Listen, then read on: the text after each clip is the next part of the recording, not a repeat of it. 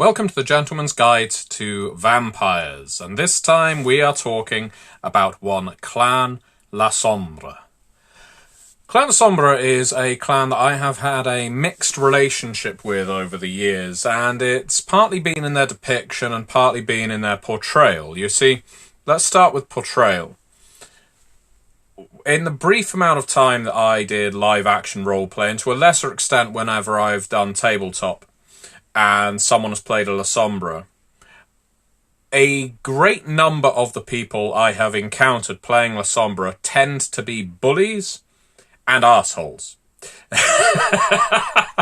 And so I don't know what that tells you about the clan. Really, nothing.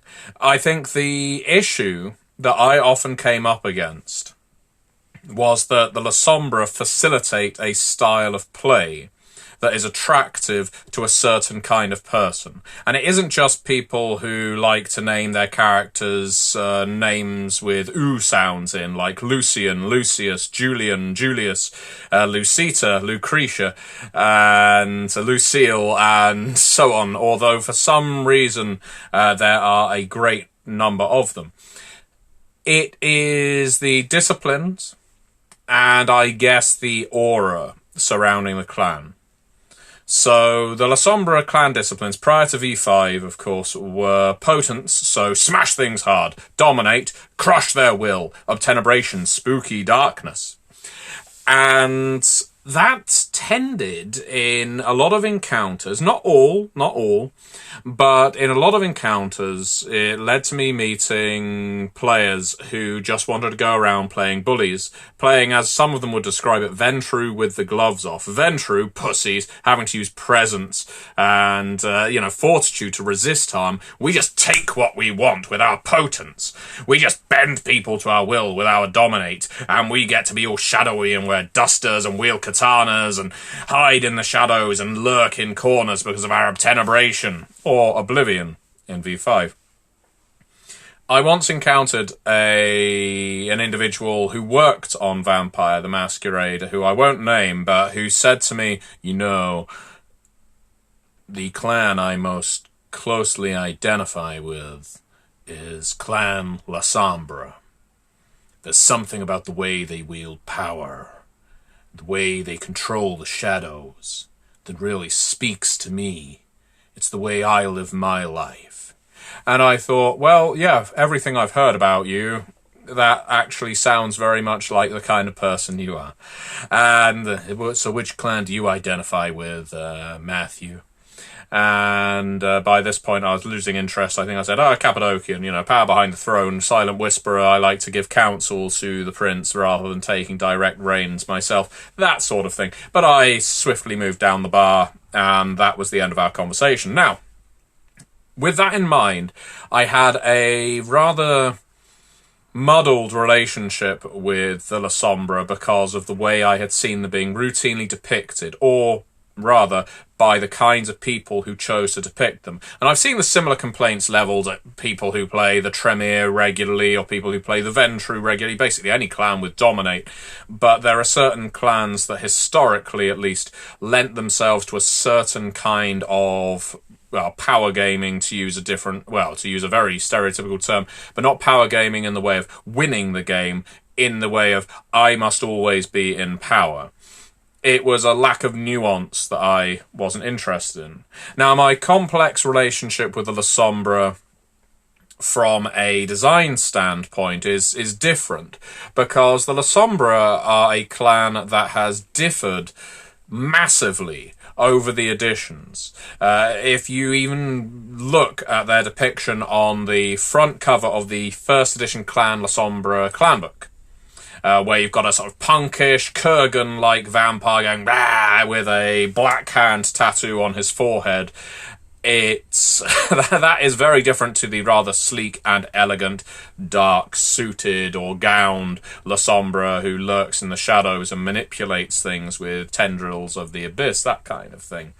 And the first edition presents this rather muddled, powerful impression of what the Lasombra should be, but as with both Sabbat clans and the independent clans in first and to a degree second edition, there's a lot of stereotypes thrown in there and a lot of mixed messages because the focus was largely on the Camarilla clans. Now, with Revised, or to preface Revised, with Dark Ages, Vampire the Dark Ages, the Lasombra go through a different kind of transition. This is where we really establish their religious role. That first appears in Vampire the Dark Ages, the idea that they are a power player in Iberia. We get characters like Monsada, we get characters like Lucita via the Transylvania Chronicles, we get the idea that the Lasombra are the ecclesiastical version of the Ventru princes. And so while the Ventru are controlling the nobility, the Lasombra are controlling the church. And this is an idea that has stuck with the Lasombra in subsequent editions.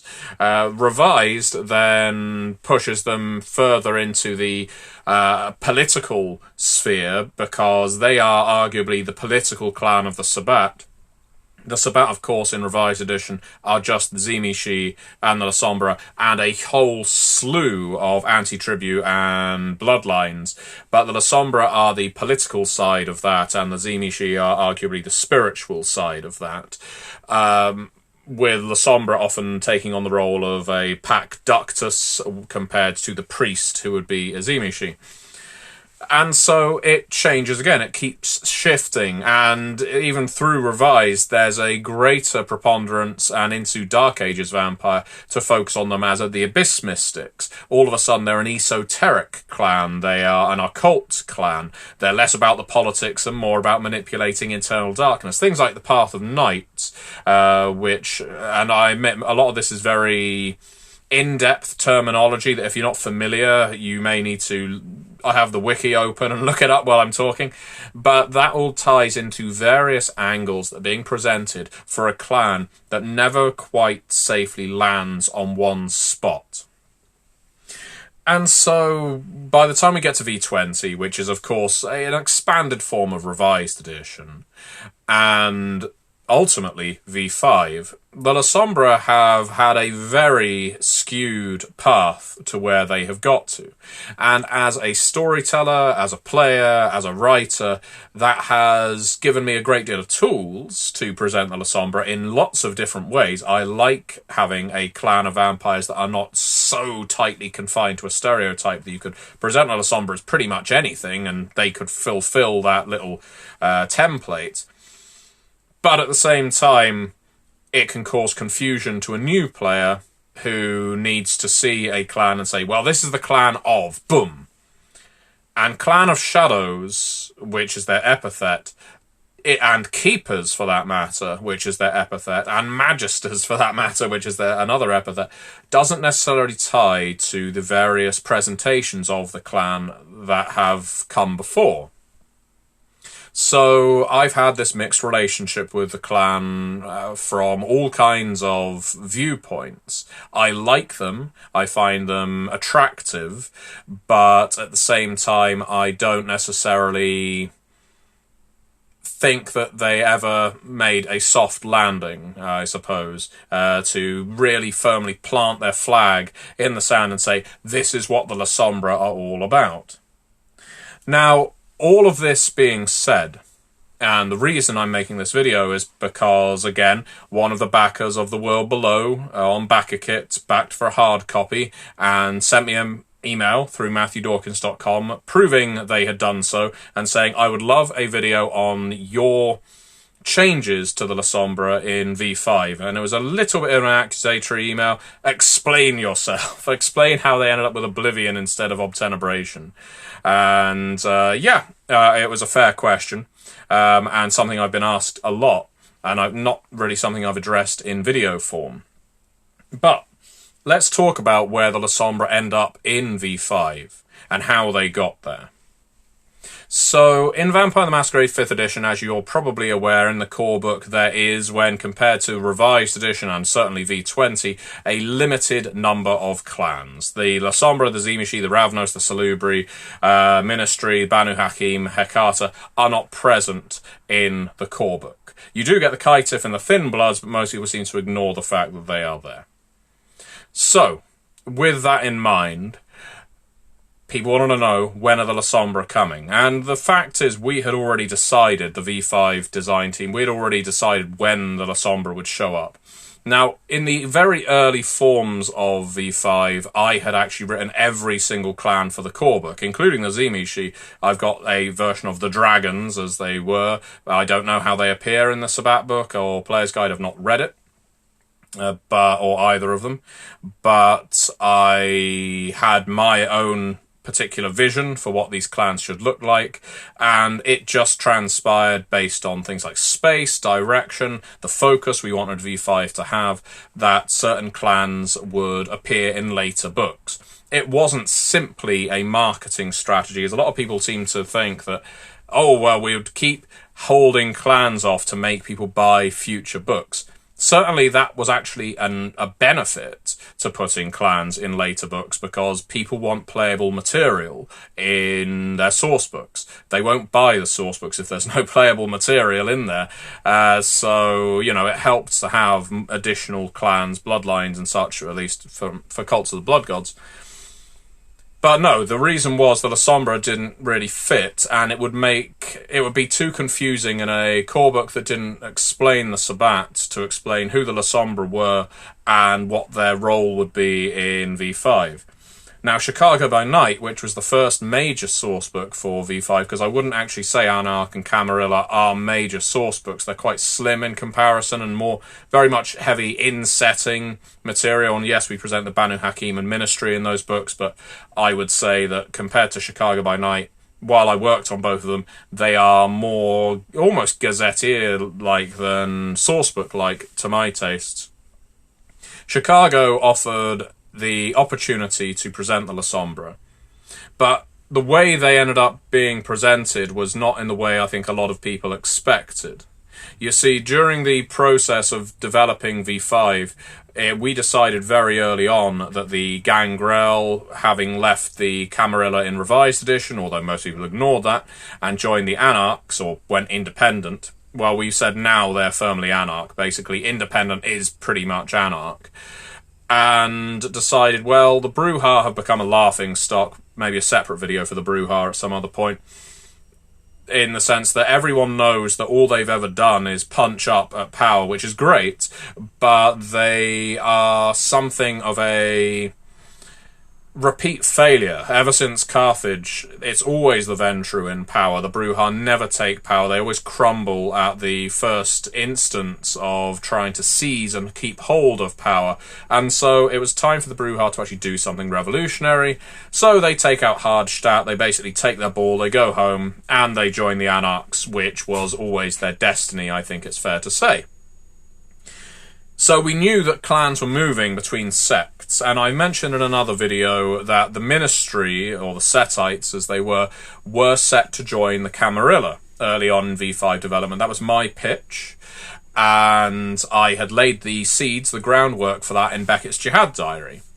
One of the other writers on V5 wanted the Banu Hakim to join the Camarilla, and that's because that's what it was alluding to at the tail end of Revised Edition and in the live-action roleplay in the By Night Studios material.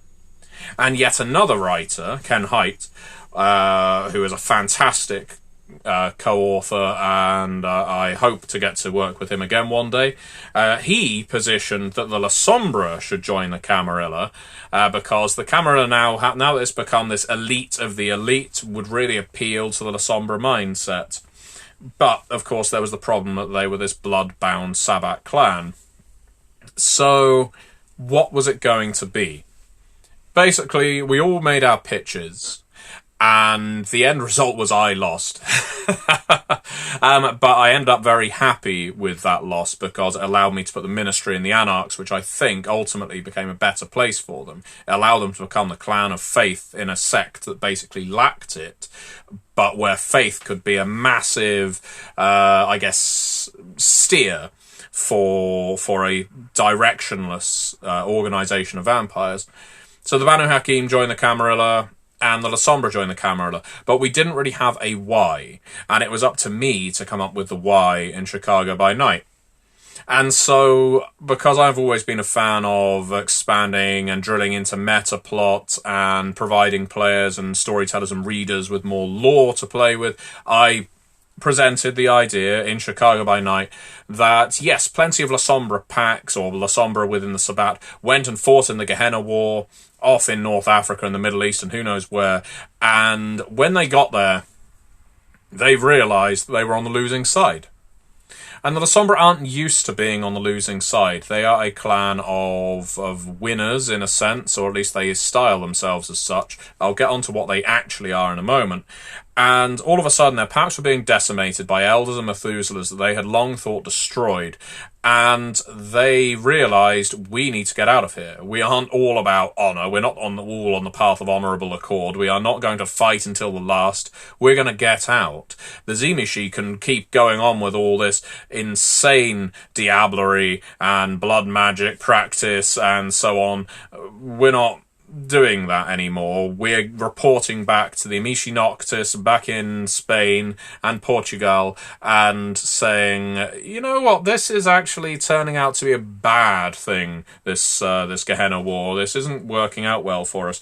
Now, you might say, how could the Lasombra rebel against their programming? Well, as soon as packs start getting splintered and smashed, the Voldery very quickly, or Vinculum, starts breaking down. People suddenly reset to their free will. Some of them just lose it entirely in frenzy. Others, it's like a switch has gone off and all of a sudden they can see clearly again and realise, I don't want to be here. This isn't my war. I was brainwashed into fighting this war. I want to go home now. And the Amici Noctis, who aren't just a council of elder Lasombra, they are a council of the most competent Lasombra, back home, steering the clan as much as anyone can, think to themselves, well, we're losing a great many of our clanmates here. We don't care for them. We're not the Hecata, we're not the Nosferatu, we're not the Malkavians, we don't have some internal system, some combustion engine of loyalty that allows us to feel pain whenever our clanmates are destroyed. But we are losing ground in the political game, and by losing clanmates, we may be reduced to the status of a bloodline. God forbid we become a clan like the Ravnos. And so they start looking around, and they start thinking, well, what are our alternatives here? The Sabbat have pretty much committed entirely to the Gehenna War, so what are we going to do? And they look at the options presented. They go independent. Well, that's no good, because they're just as likely to be struck down and obliterated as any other independent clan in a time of war. So how about the Anarchs? We could easily rise to the top of the Anarchs as a commanding entity. Look at Marcus Vitel, the Emperor of DC. He is supposedly an anarch, supposedly an independent, and yet he has all the trappings of a king. And yet they knew, the Amici Noctis knew, that the Anarchs would not accept a massive influx of Lasombra, former Diablerists, former, murderers of their kin, who wanted to exert control over them. Hell, most of the Bruja and Gangrel had just left the Camarilla because they were tired of being brought to heel. The Lasombra moving in and exerting power again would not work. Plus, it doesn't play to the Lasombra ego. The Lasombra like power, and the Anarchs offer that in less concrete ways than the Camarilla, which is their other option. And so they would think to themselves, well, what can we do with the Camarilla? Obviously, if we join the Camarilla in any way, we're going to be at the bottom of the heap. But there is always the possibility to climb the ladder. There is always the possibility of proving worth. Plus, the Camarilla has all of a sudden become a far more elite organisation. That sounds very much like us. Yeah, we'll be butting heads with our old rivals in Clan Ventru, and the Ventru will love driving our faces down into the dirt and making us lick boot for a while.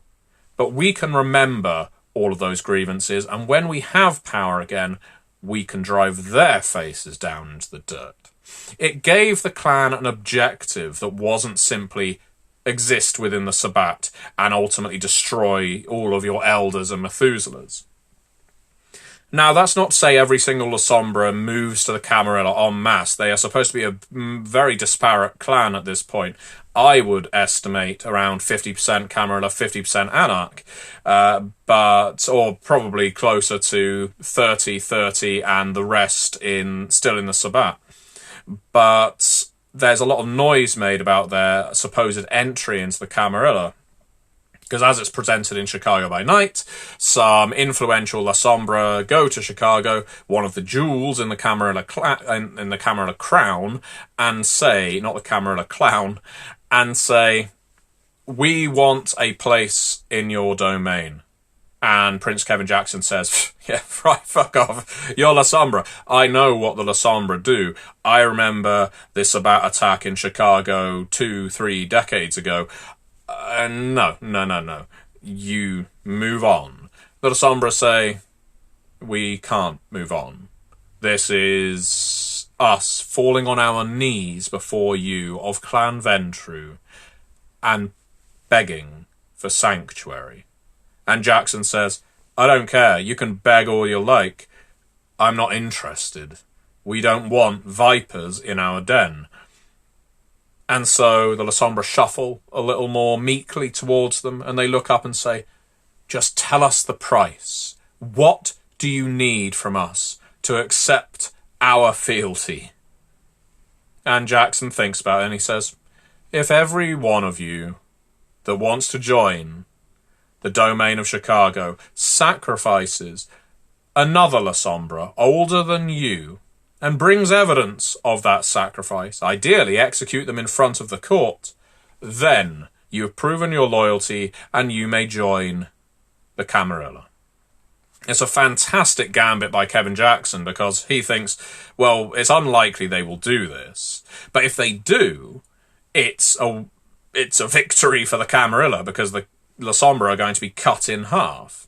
And it's win-win regardless, because if the Lasombra that goes to try and kill their elder gets destroyed, well, there's still one fewer Lasombra out in the wild. But to his great surprise, to the surprise of all the kindred of Chicago, the Lasombra are bloodthirsty, ruthless.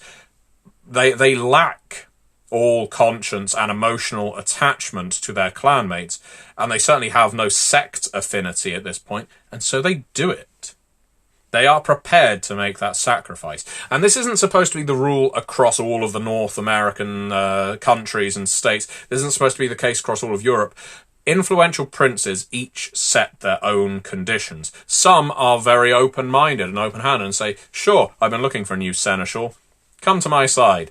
Others say, yeah, you can come over, but you've got to pay me $100,000 for every single Lasombra that enters this domain. Another one says, yes, you can come over, but you have no territory of your own. You are now a subject of Clan Ventru.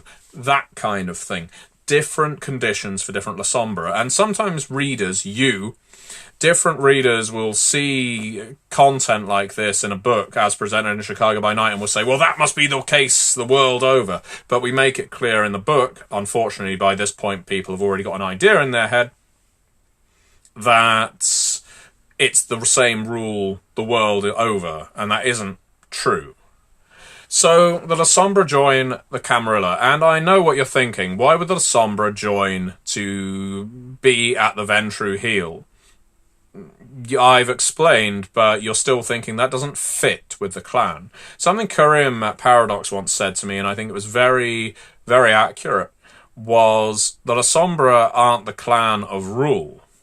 The Lasombra are the clan of victory. They don't care, essentially, about ruling over people. They don't care about you shuffling up to them and presenting them with gifts. They just want the power to say, I crushed my enemy. I won. And they can have they've got a very, very good sense of patience, so that when that victory finally comes, it will be all the sweeter. There's a character in Mr. Robot, a TV series, which I very much recommend. It isn't as fun as the name implies, but it is a very good TV series. There's a character in that show called Philip Price, who is the CEO of E-Corp, which is like Enron, in fact. Or Pentex, for that matter. And there's a couple of scenes in that show where Philip Price, in one of them, he describes himself as, someone says, why do you do what you do? You know, why are you always basically determined to buy this company, or hell, buy this country with your corporation? Why do you do it? And he says, from the very beginning of my career, from when I started making my way in the world, I realized one thing. I had to be the most powerful man in the room. And barring a couple of exceptions, wherever I am in the world, I am the most powerful man in the room. And there's another scene where, when everything is falling apart, without any spoilers, and someone he is allied to, nominally, basically gets stabbed in the back by Price, because Price has been stabbed in the back by this character in a previous scene. Price basically says, I'm a mercenary. I prefer that you lose than I win. You know, it brings me greater satisfaction to see you lose than me win. And all of that strikes me as such a Lasombra attitude. That is how I see the Lasombra. When going back to the first 10 minutes of this very long video about how confused the Lasombra are, I think if anything can define the Lasombra, it is the idea of victory through crushing your enemy. It doesn't mean you have to be any higher by having crushed your enemy. It is just driving them into the dirt makes you higher by the fact that they are no longer on your level. We, of course, tied the Lasombra once again into their ecclesiastical power base, although we did it slightly less than I think I would have liked in V5. And part of the reason is because of the Second Inquisition. We couldn't very easily say one clan manipulates the Catholic Church really, really well, because it would rather defang the Second Inquisition if we did.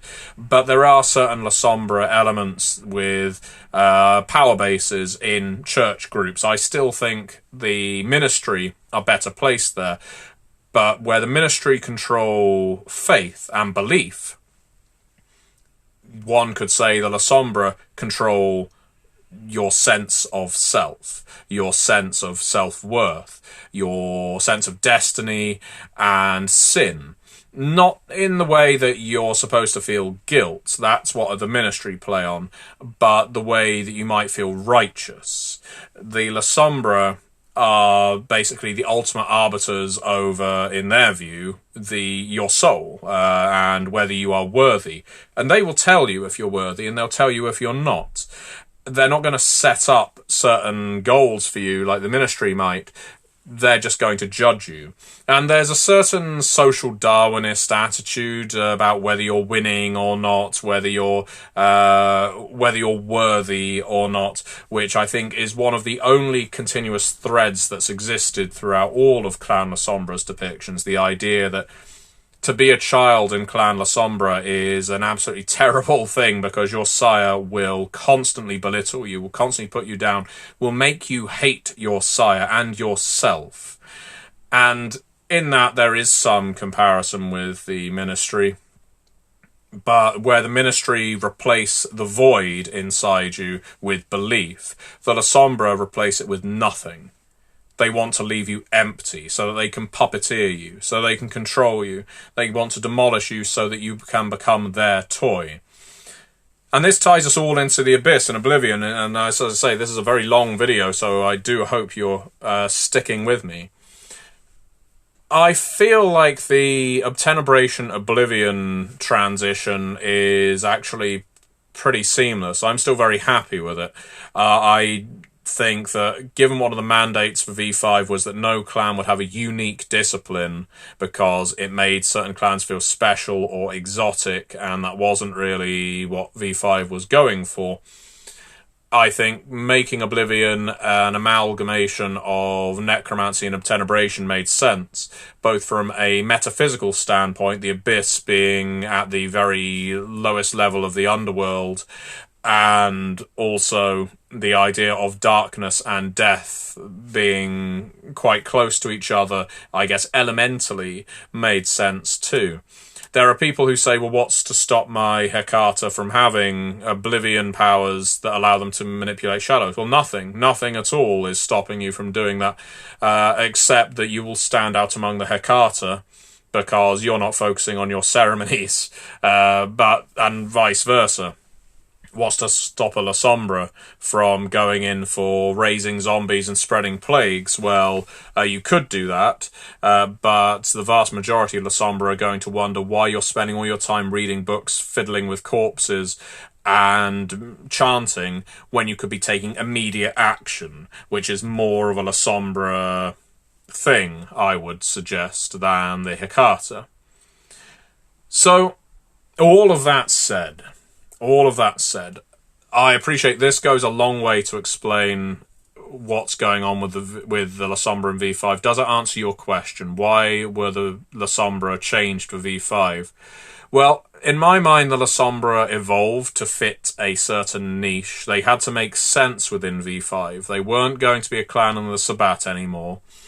And their transition into the Camarilla, for me as a designer, made a certain degree of sense. And it's all right for a clan that you once found as a viewer, as a role player, powerful, to now be several levels down from where they are, because that provides a role play opportunity. That isn't me punishing you, the people who wanted to be the clan of power, the clan of fist, the clan of dominate, the clan of shadows, from having fun. It's providing you with new gaming opportunities, because being in charge all the time is a rather limiting experience. It's the same reason we broke up Clan Tremere, because Clan Tremere basically seemed impenetrable. Well, what happens if the shell cracks? What happens is lots of stories suddenly become available to you. And in the case of the Clan Lasombra as well, what happens if they've been on top for the last 500 years in the form of the Sabbat? What happens if they're now at the bottom? Well, now your house has been turned upside down and you have to climb your way through the wreckage and still try to get on top. You need to reclaim what you had and maybe get a little bit more. Not because you need to rule, but because you need to show all of your enemies that you're better than them. You need to see your enemies lose because it will make you feel more powerful.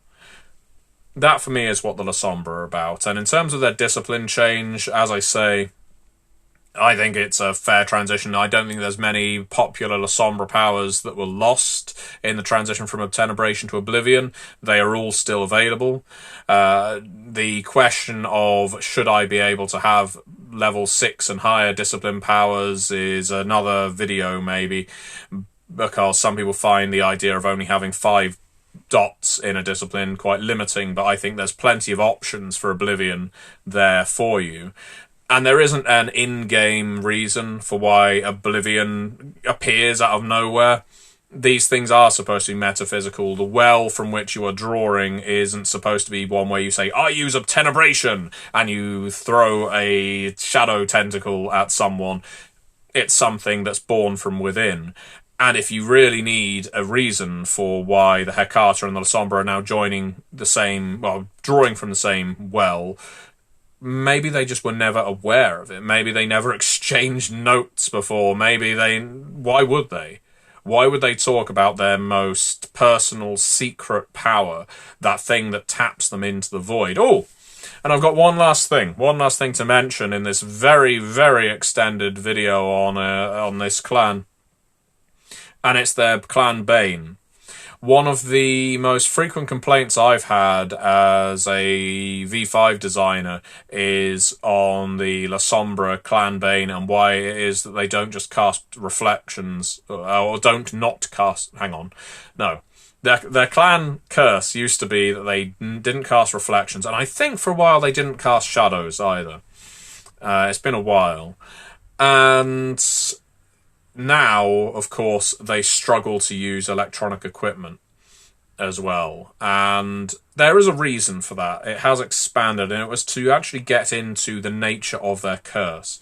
The nature of every clan's bane says something about the clan. And what we wanted to evoke through the Lasombra was that their connection to the abyss, their connection to absolute nothingness, makes them more dead than other clans. It's the same with Hecata. They are both connected to Oblivion, but their weakness manifests in a different way.